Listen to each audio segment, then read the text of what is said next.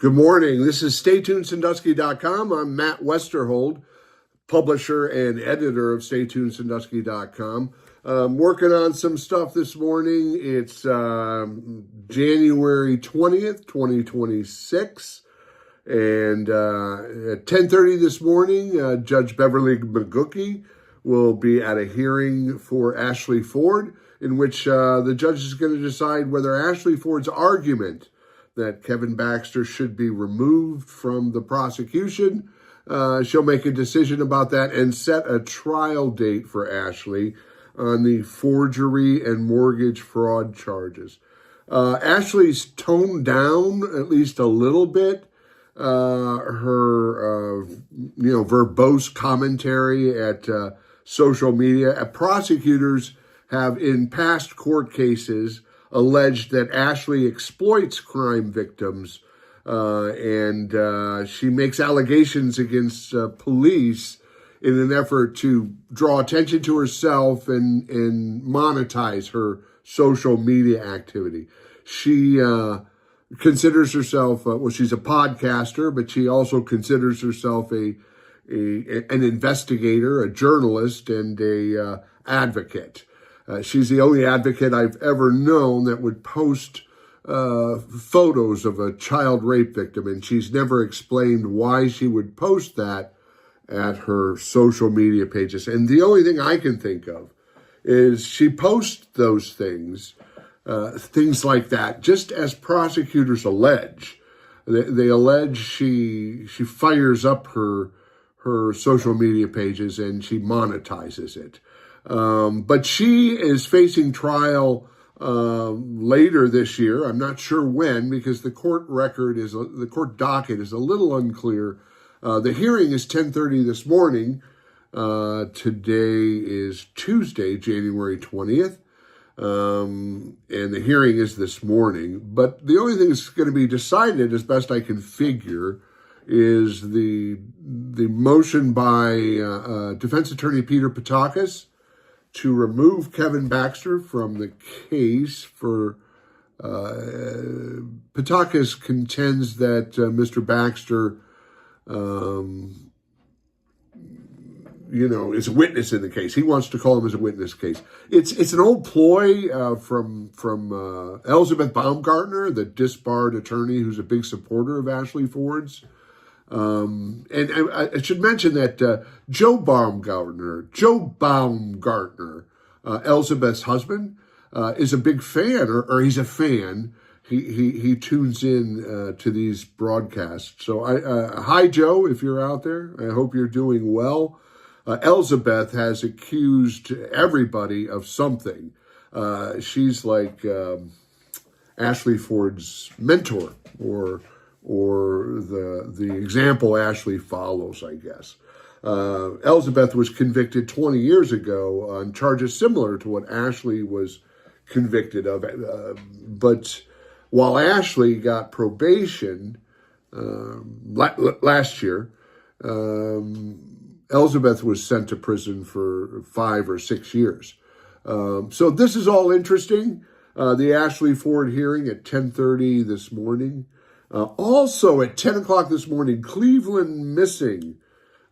Moving on to another topic, Cleveland Missing is having a news conference this morning in Cleveland where they promise to announce big news.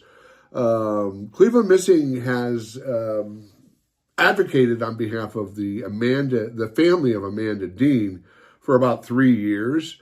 They picked up on news coverage that was in the Register in December of 2023 and began advocating for the Dean family.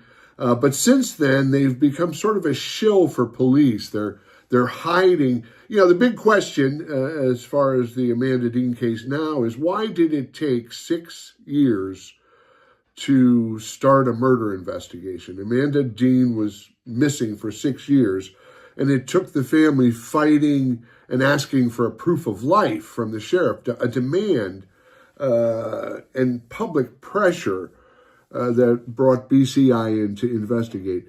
The evidence was always there. We have another story well, we have a story on the Substack right now about Tracy Tom.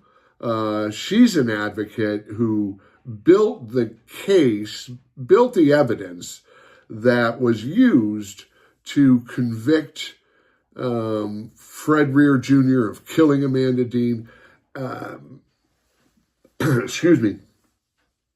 Tracy Tom actually 3 years ago notified Special Agent John Soraya that Fred was a suspect in other problematic behavior in California and Florida. More recently, we've learned that she was right. Fred is a suspect in a murder, the disappearance and suspected homicide of a man in Florida in 2018.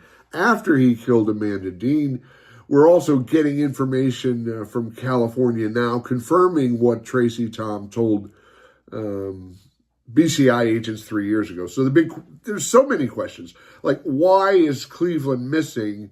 Going along with the state prosecutors and everybody else, they've replaced one false narrative that Amanda wasn't missing. Sheriff Todd Corbin claimed for 6 years that Amanda wasn't missing. She just didn't want to talk to her family. That was the first false narrative.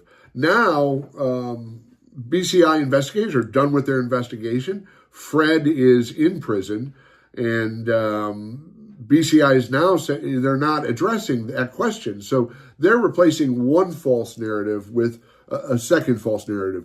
Tracy Tom, however, provided the evidence, the truth about what Fred did. BCI won't provide the truth about what the sheriff's office did, why they failed to investigate this homicide for 6 years. They really should answer that question. They should quit hiding the documents. Read that story at the Substack. Tracy Tom solved. She didn't solve it. She built the evidence. She built the case. The Dean family solved it. They knew in their hearts in July of 2017 that Amanda was gone. That's what they told Sheriff Todd Corbin, that they feared Fred killed Amanda Dean, but Corbin refused to investigate it until the public pressure became so much in 2022 that BCI began an investigation. There's a lot of intricacies to that story, but the story that's at the Substack today is very interesting. So please, if you have a chance, go read that. Also, if you have a chance, please consider subscribing and paying for a subscription, or just subscribe. But paying for a subscription supports local journalism like this. And we're always developing news coverage. I mentioned the Ashley Ford hearing this morning.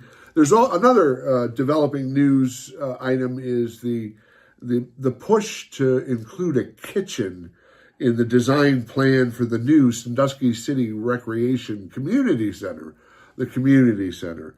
Next week on Wednesday, not tomorrow, but next week, there's a planning commission meeting, a Sandusky Planning Commission meeting, where design plans are going to be presented. So I think there might be a push to include, get a design included that includes a kitchen.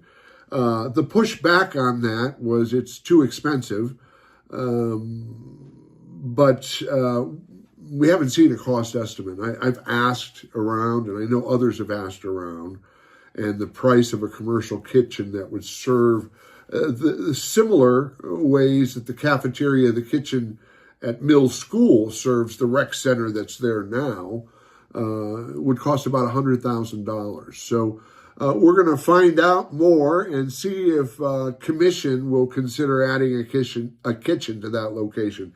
Those and other stories are being developed at StayTunedSandusky.com. Please also check out our YouTube channel. Subscribe. It's free. And if you can support local journalism with a donation or a subscription, please consider doing that. All the information you need is at the Substack to subscribe and get a subscription. Thank you for tuning in. This is StayTunedSandusky.com.